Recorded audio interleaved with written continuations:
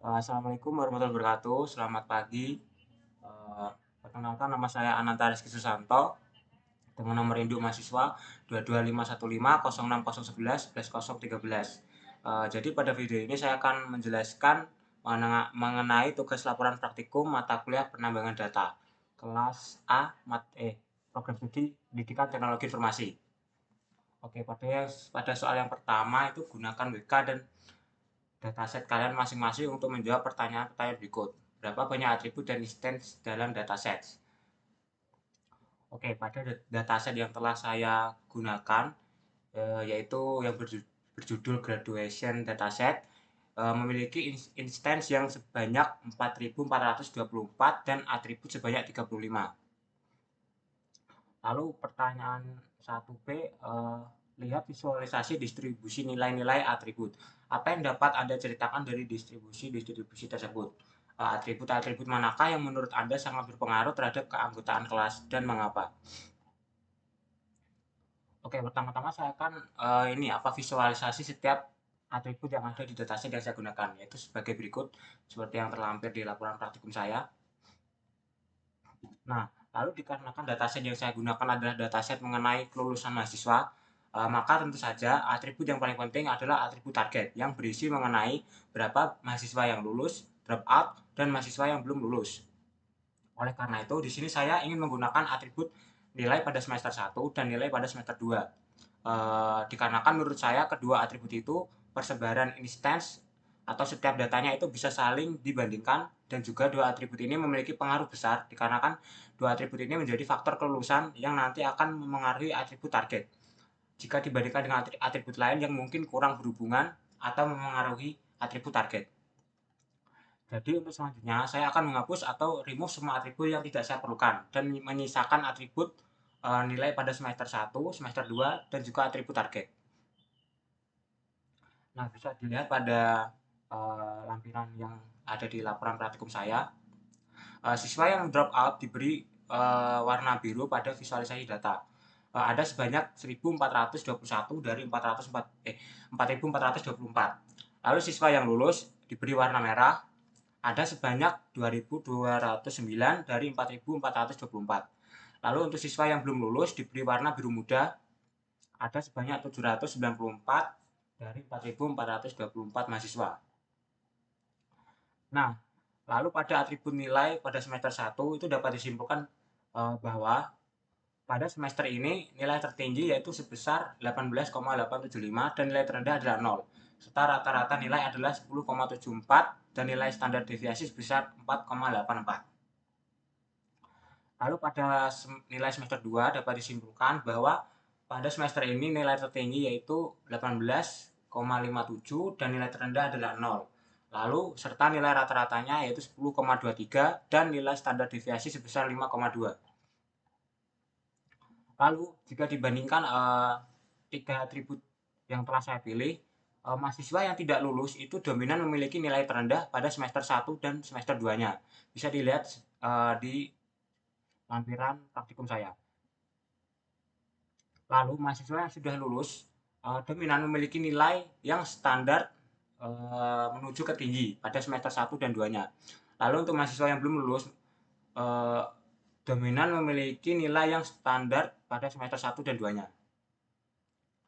Lalu lanjut ke perintah AC. Tuliskan hasil klasifikasi tanpa filter dengan J48 sebagai classifier dan pengujian dilakukan dengan dataset yang sama yang diperoleh dalam bentuk if then.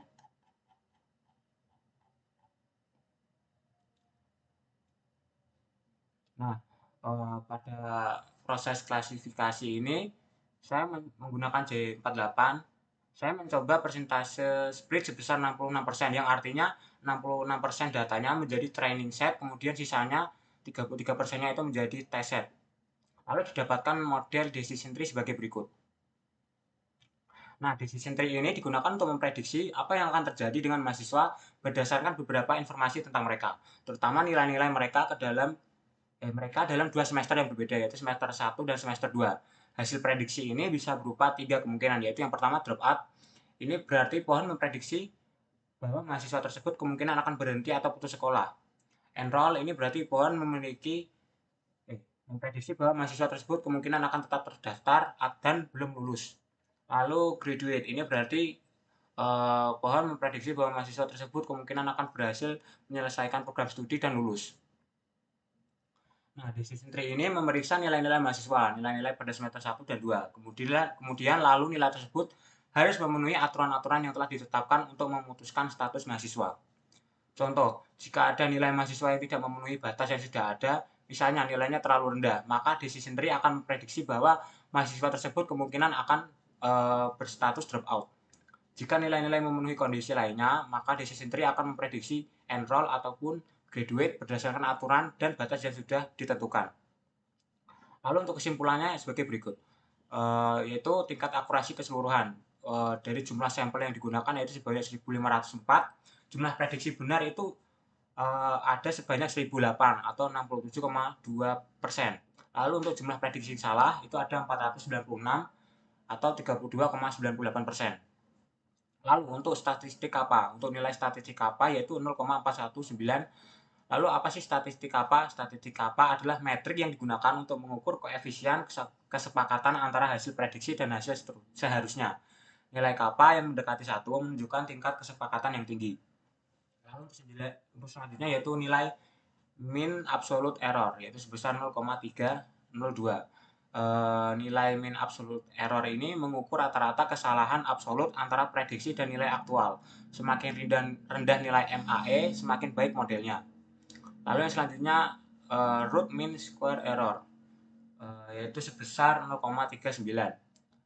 Nilai ini mengukur rata-rata kesalahan kuadrat antara prediksi dan nilai aktual.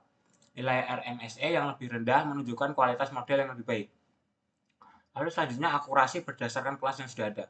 Yang pertama, akurasi berdasarkan kelas dropout yaitu 62,5%. Lalu akurasi berdasarkan kelas graduate yaitu 91,1%. Akurasi berdasarkan kelas enroll 8,8%.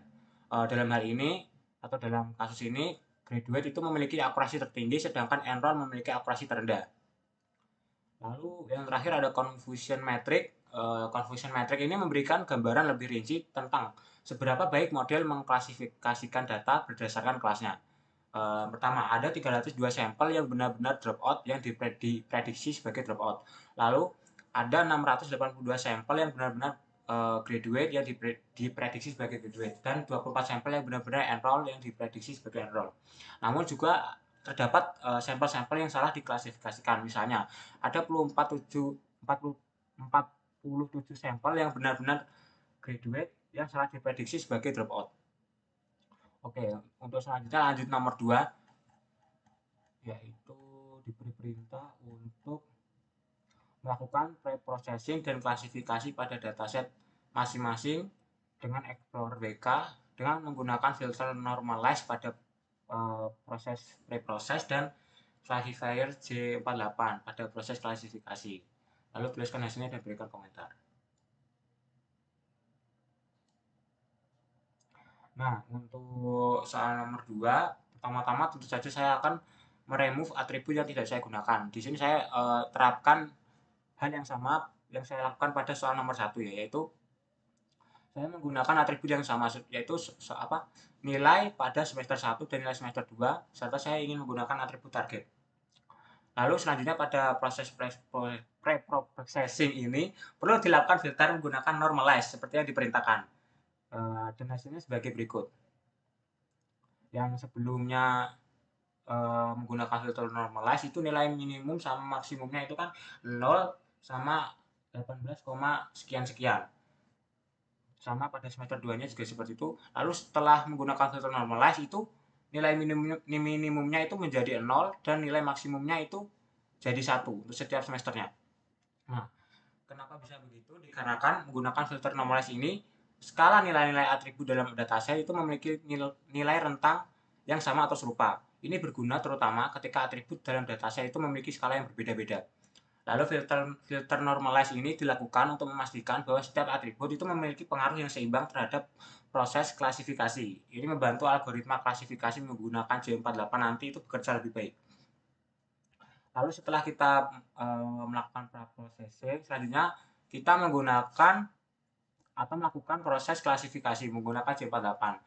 Eh, untuk langkah-langkah ini sebenarnya sama seperti ini ya, soal nomor satu sama soal nomor satu yang C. Oke, untuk ini saya lanjut ke bawah saja. Ini sama muncul ini, lalu muncul decision tree-nya juga. Tampilannya seperti berikut. Nah, untuk kesimpulannya juga kurang lebih sama ya kayak sebelumnya. Nah, untuk selanjutnya ini perbedaan utama dengan menggunakan filter normalize dibandingkan dengan tidak menggunakan filter normalize. Yaitu yang pertama, penyelarasan skala atribut. Nah, penggunaan filter normalize ini dapat menyelaraskan skala nilai-nilai atribut dalam dataset. Ini berguna karena dalam beberapa kasus, atribut dalam dataset ini dapat memiliki rentang nilai yang berbeda-beda. Jika tanpa normalisasi, atribut dengan skala nilai yang besar mungkin akan memiliki pengaruh yang lebih besar dalam pembentukan decision tree daripada atribut dengan skala nilai yang kecil. Lalu dengan menyelaraskan skala, decision tree ini dapat lebih adil dalam mempertimbangkan setiap atribut dalam proses pemilihan tadi. Lalu yang kedua, meningkatkan konvergensi model. Normalisasi dapat membantu model konvergen lebih cepat dalam proses pelatihan. Ini terutama penting dalam algoritma machine learning yang sensitif terhadap skala data. Lalu yang ketiga, meningkatkan akurasi prediksi. Normalisasi dapat menghasilkan decision tree yang lebih akurat. Dengan skala yang serupa, model dapat lebih baik dalam mengidentifikasi pola dan hubungan dalam data yang dinormalisasi, yang dapat mengarah pada keputusan klasifikasi yang lebih baik dan lebih tepat. Yang keempat, mengurangi overfitting. Normalisasi juga dapat membantu mengurangi risiko overfitting dalam model. Overfitting itu terjadi ketika model itu terlalu rumit dan mengingat data pelatihan dengan sangat baik, tetapi tidak dapat mengeneralisasikan dengan baik pada data yang baru. Nah, normalisasi di sini dapat membantu mengontrol kompleksitas model dan membuatnya lebih umum. Untuk yang terakhir, memudahkan interpretasi. Decision tree, model decision tree yang dihasilkan dari data yang dinormalisasi tadi itu dapat lebih mudah diinterpretasikan karena skala atribut yang telah diselaraskan. Lalu aturan-aturan yang dihasilkan dalam decision tree akan lebih mudah dimengerti oleh manusia. Nah, lalu untuk yang terakhir ini berikut daftar pustaka yang telah saya kumpulkan. Nah, sekian penjelasan tugas laporan praktikum ini. Saya mohon maaf bila ada kesalahan kata. Saya akhiri. Terima kasih. Wassalamualaikum warahmatullahi wabarakatuh.